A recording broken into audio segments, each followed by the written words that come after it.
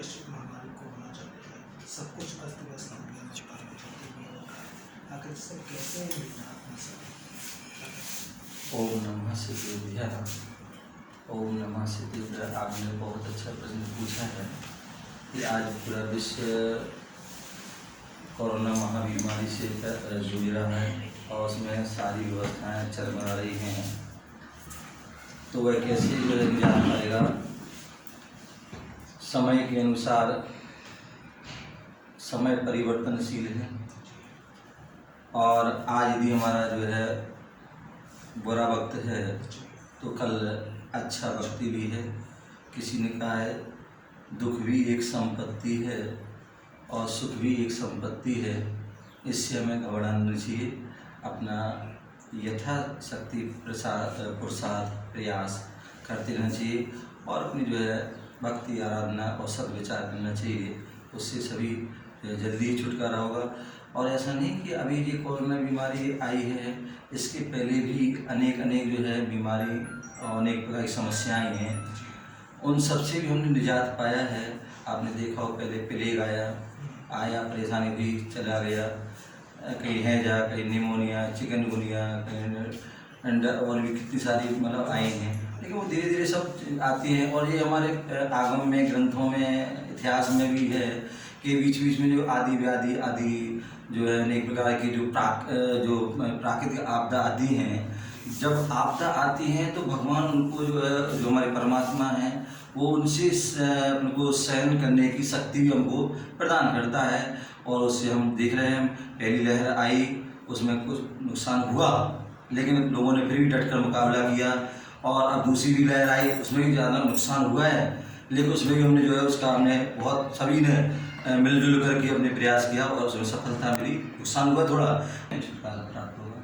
महाराज जी, एक सबसे बड़ा प्रश्न ये है कि कोरोना की पहली लहर लोगों ने हंस खेल करके या बंदिशों में निकाल दी, लेकिन वहीं जो दूसरी लहर लोगों को रुला करके चली गई, अपने नहीं दिखाई दिए, ठीक है, लोग एक दूसरे के काम नहीं आए, तो कहीं ना कहीं आपसी मतभेद कहें या मनभेद कहें या भय कहें, तो वह क्या कारण है आपके दिमाग में? जो मैंने अनुभव किया देखा कि पहली जो लहर आई कोरोना की, मैं भी जो उस समय लगभग कन्नौज में था और उस समय मतलब बहुत बंदिश रही और इसका कारण रहा कि उससे हमें बहुत सफलता ही प्राप्त हुई।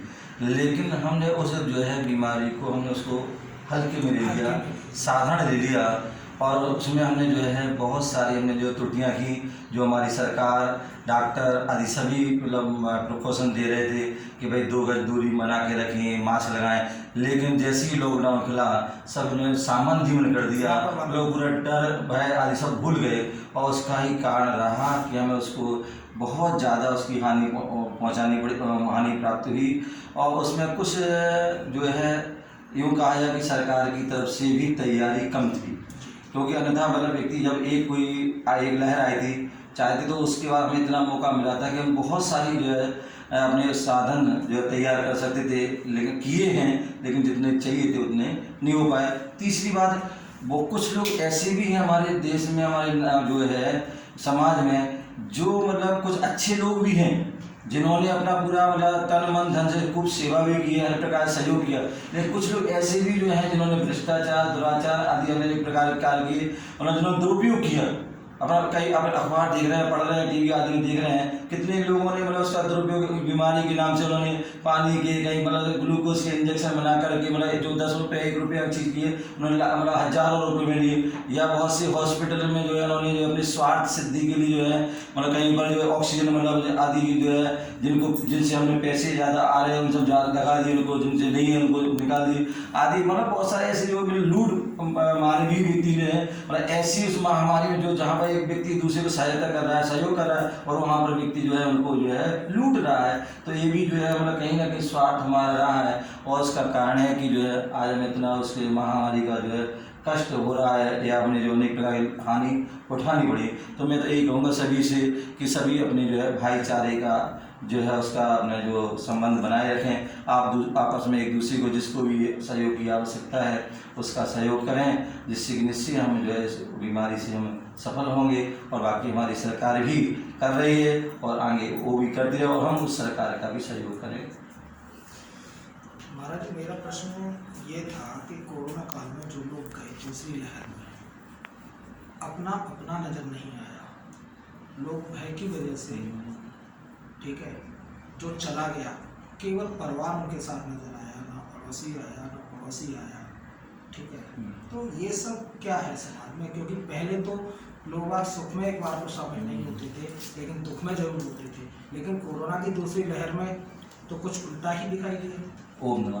पर ऐसा है भैया, आज हम देख रहे हैं व्यक्ति भौतिकता की चकाचौंध में इतना अस्त व्यस्त हो गया है कि आज हम देख रहे परिवार है और एक परिवार में 4 सदस्य हैं, चारों सदस्य जो है मतलब एक साथ पहली बार तो बैठते नहीं हैं और बैठे भी हैं तो चारों को आपस में किसी मतलब नहीं है। एक पूरब में है दिशा में बैठा है, एक दूसरे में दक्षिण, एक पश्चिम में होता है बैठा, अपना उसने मोबाइल पकड़ लिया और अपने मोबाइल 4 साथ में बैठे हैं लेकिन फिर भी अपने मोबाइल आदि के चक्कर में उन्हें किसी मतलब कौन आ रहा है, कौन जा रहा है, कौन खा रहा है, कौन पी रहा है, कुछ नहीं। तो ये हो चुका है। दूसरी बात, एक कोरोना एक ऐसी बीमारी आई है कि इसमें भय इतना हो गया कि मतलब यदि हम जो है किसी के पास बैठ गए, किसी के मतलब जो है स्पर्श भी कर लिया, कुछ भी कर लिया तो कोरोना हो जाएगा और मतलब कोरोना आदि हो गया। तो इससे व्यक्ति ना मतलब किसी मिलना चाहता है, ना किसी के पास जाना चाहता है, ना किसी के पास आना चाहता है, और कोई यदि चला भी गया, आ भी गया तो ऐसा पता नहीं कोई यमराज आ गया हो। तो इसलिए मेरा चाहते हुए भी सहयोग व्यक्ति नहीं कर पा रहा है। अब देखिए, अब किसी के परिवार का कोई सदस्य खत्म हो गया तो इतना भय है कि मतलब वहाँ से डॉक्टर भी उनकी बॉडी उनको नहीं दे रहे और डायरेक्ट वहाँ से बॉडी जा रही है, वहाँ पर शमशान जा रही है और वहीं पर मतलब परिवार के लोग भी उनका अंतिम संस्कार नहीं कर पा रहे हैं या नहीं करना चाह रहे। क्यों? क्योंकि कोरोना का भय, भाई वो तो चले गए, ऐसा ना हम भी उनके साथ चले जाएँ। तो इस कारण से व्यक्ति जो है उससे मतलब जो हो रहा है। दूसरी बात, हमारा धर्म भी कहता है आप अकेला अवतरे मरे अकेला हो, या कहो इस जीव का साथी सगा न हो। यह जीव अकेला आया है, अकेला जाना है। बोले बहन बड़ा रवैया सबसे बड़ा रुपया। मतलब व्यक्ति अपने स्वार्थ के लिए सब आपस में मिल जाते हैं, बाकी जो है जब कोई दुख का समय आता है तो उस समय ही अपने की परीक्षा होती है, कौन अपना है कौन पराया है। तो शुरू से ही चला रहा है कि मतलब सुख में सुख के सब साथी, दुख में ना कोई। तो ये आज वो सारा में चरितार्थ हो रहा है कि मतलब कोई मर रहा है, कुछ भी हो रहा है, कोई आपस में एक दूसरे साथ नहीं दे रहा है। तो उसका भय भी कारण है, उसका बीमारी यही कारण है। और सब अपने आज वो जो एका रहने का जो व्यक्ति का हो गया उसका वो भी कारण है। महाराज एक सवाल हो रहा है, जिस तरीके से देश भर में देखा जा रहा है कि क्राइम दर बहुत बढ़ता जा रहा है, अजीबोगरीब घटनाएं सामने आती हैं, रिश्ते तार हो रहे हैं, क्या कारण है इसमें? उसका कारण है एक तो व्यक्ति का वही मैंने कहा एकापन रहना। अन्यथा पहले क्या होता था, बड़े बड़े परिवार होते थे जिसमें जो है 20 सदस्य 30 सदस्य 40 सदस्य 5 सदस्य अनेक सदस्य होते थे। तो उसमें क्या होता था, यदि माँ बिजी है तो उसकी चाची बिजी नहीं, चाची के पास बैठते हैं, ताई बैठते हैं, ताऊ है, ताई है, बाबा है, भाभी। तो वहाँ उस समय जो है धर्म के संस्कार दिए जाते थे या सामाजिकता के संस्कार दिए जाते थे। भाई हमें अपने पिताजी का कैसे सम्मान करना है, अपने दादाजी के सम्मान से नमो हाथ जोड़ के प्रणाम करना, नमस्कार करना है। तो ये सब पहले संस्कार दिए जाते हैं, लेकिन आज कुछ संस्कार ही नहीं। आज व्यक्ति मतलब तो इसलिए मतलब कारण से व्यक्ति जो है दूसरे और खान पीन भी चाहिए। मन हमारे कहते हैं जैसा खाएगा अन्न वैसा होगा मन, जैसा पिएगा पानी वैसी होगी वाणी। पहले व्यक्ति हमारे कहते हैं 3 प्रकार का भोजन होता है। एक जो है सात्विक भोजन होता है, एक राजसी भोजन होता है और एक तामसिक भोजन होते हैं। वो घरस्य भोजन क्यों होते हैं, उनको युद्ध आदि लड़ना पड़ता था तो इसलिए वो ठीक है उनका मान सकते हैं। लेकिन दूसरा तामसिक भोजन है, और तामसिक भोजन में जो है मांस, अंडे, शराब आदि और अनेक प्रकार की जो वस्तु खा रहे हैं। तो उस वैसा हम गलत भोजन करते हैं। उस भोजन करने से हमारे गलत विचार हो जाते हैं, गलत भावना होते हैं, गलत आचरण हो जाता था। अन्यथा पहले देखिए, आप देखिए कितने माँ को हम माँ पिता को हम कितना सम्मान देते, तू ही माता तू ही पिता है, मतलब जो भगवान से भी बढ़कर उनको सम्मान देते। अगर बड़ा भाई उसको भी पिता की संज्ञा देते, भाभी को जो है हम कितनी अच्छे संस्कार। तो उसमें क्या है, आज वो संस्कार नहीं मतलब पहले हम देखते थे बहू आदि होती थी, कितना मतलब उनका घूंघट आदि होता था, मतलब कोई बड़े बुजुर्ग आते थे तो मतलब कोई उनका चेहरा नहीं दिख सकता। लेकिन आज हम देखते हैं पता ही नहीं पड़ता कौन सास है, कौन बहू है, कौन बेटी है।